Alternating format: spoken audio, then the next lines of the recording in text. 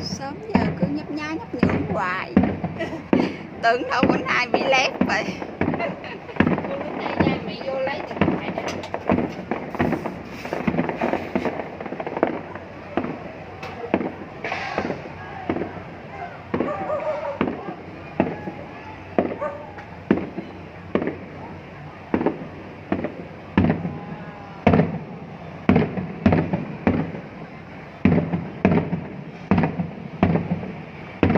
Qua tròn tròn.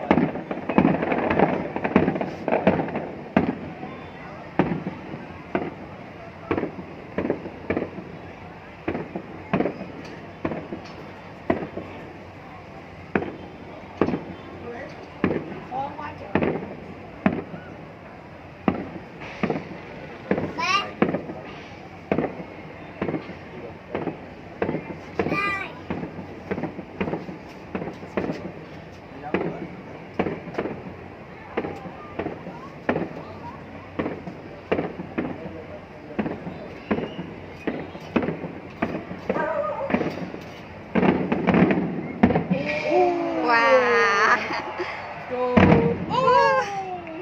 Còn nữa. Wow. Tuyệt vời. Wow. Tuyệt vời. Đẹp quá.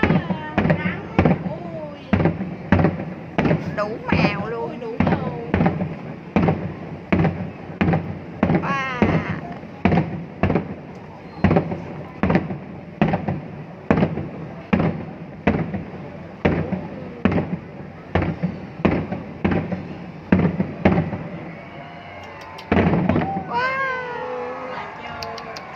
Tuyệt vời.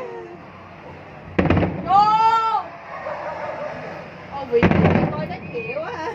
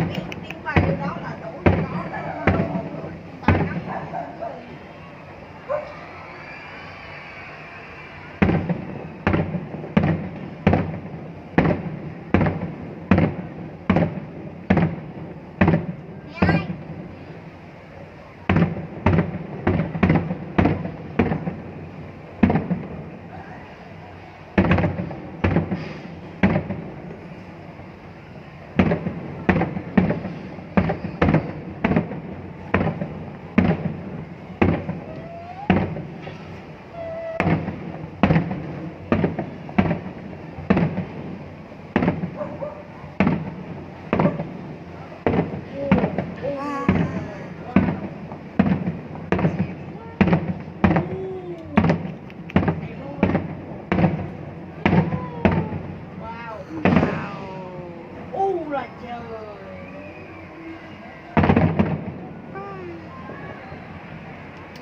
Ồ, có đẹp cái kìa. Trời ơi, cái này rung vậy lạ vậy. Đẹp quá hả? Ồ. Trời ơi. Độc. Trời ơi. Chưa thấy bao giờ luôn.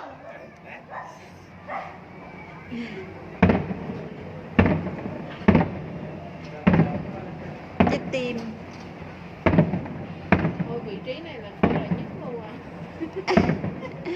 Vị trí đẹp luôn. Góc quay quá đẹp nữa. Vì nãy ba chỉ ra cái này là đúng rồi.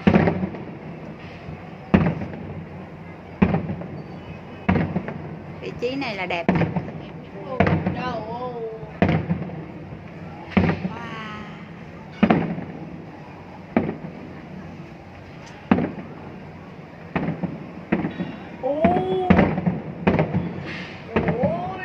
Ôi trái tim kìa.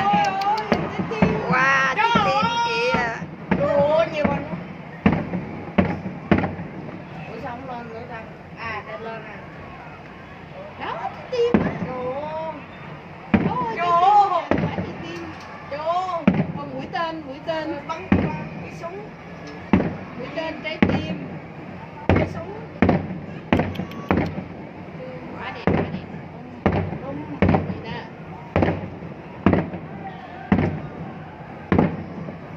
Đẹp không quá.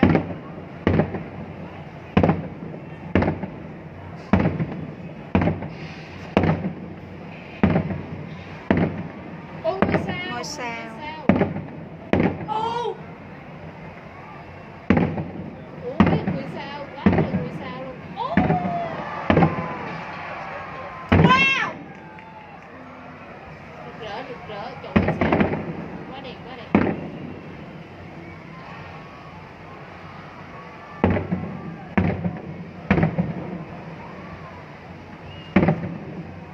Ôi, người sao. Wow.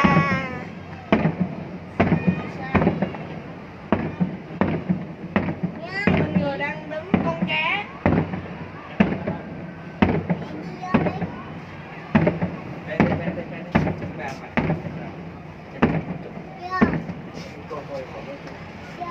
Có bom. Cá. Súng. Con cá.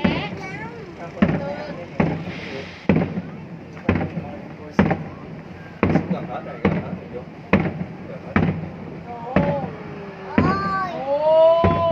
Có một chiếc cá. Là trời. Đi Khi xe nào? Trời ơi, đi xe mãn nhãn quá ha.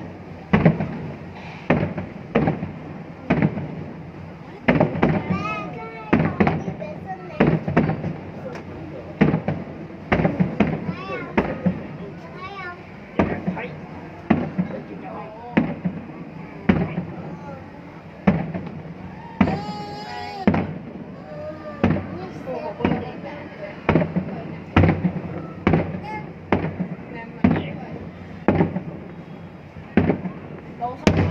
Wow. Là trời, nổ mạnh rồi, kết thúc rồi đó.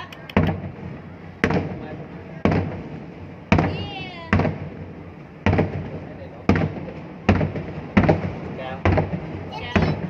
Ôi, mấy này to dữ rồi trời.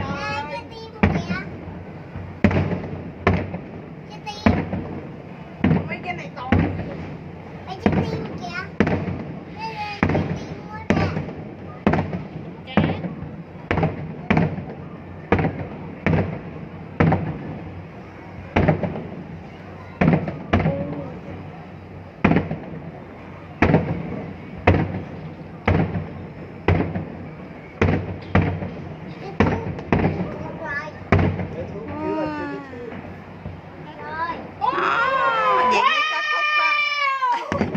Vậy mới kết thúc đó.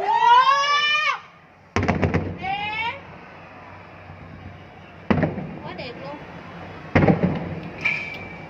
Đẹp thiệt chứ.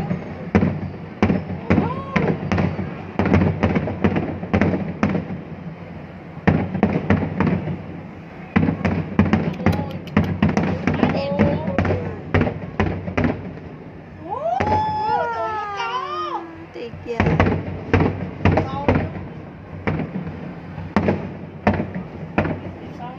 Đây chắc là cái quả pháo bự.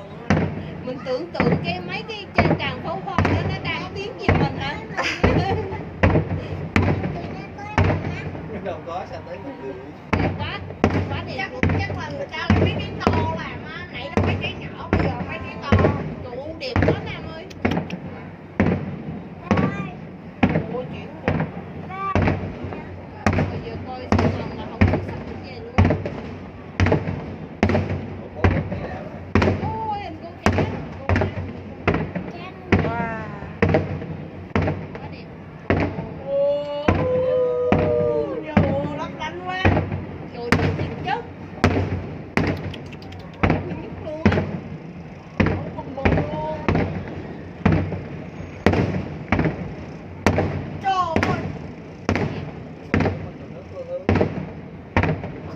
Tội con cháu à. Đang nó rút luôn rồi đâu. Mỗi thằng cắt rồi. Ôi ôi đẹp quá. Đẹp xuất sắc. Ôi xuất sắc lắm rồi ba.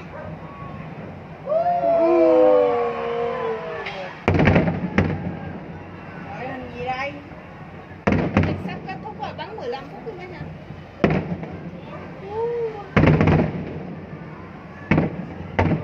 Cầm mỏi tay luôn á. Cầm mỏi tay luôn. 12 phút rồi. Wow. 12 phút 27 giây.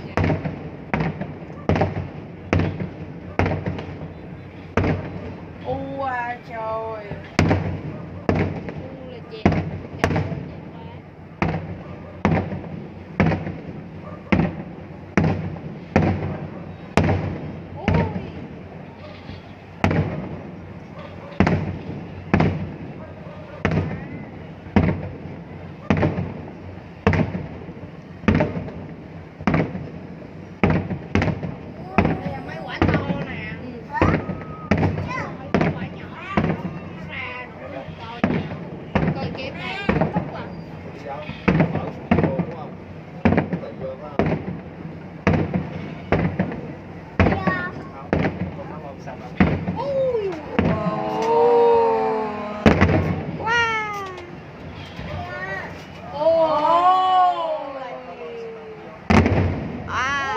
Bị đó đẹp đó, bây giờ nó mới nổ ra đó.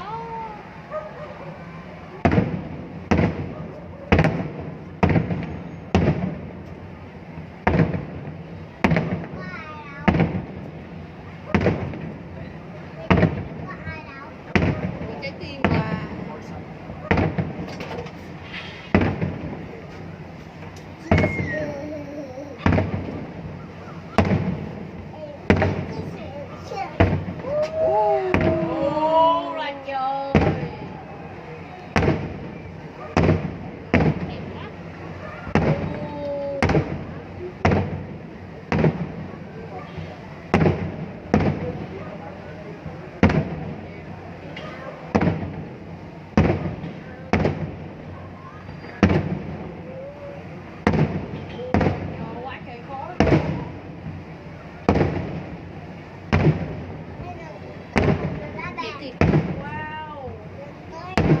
Vậy chứ chỗ đó khói mịt mù á.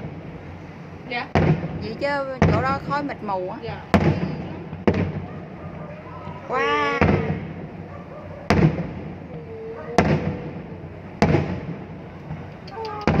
Tuyệt vời luôn. Tuyệt vời. Tuyệt vời.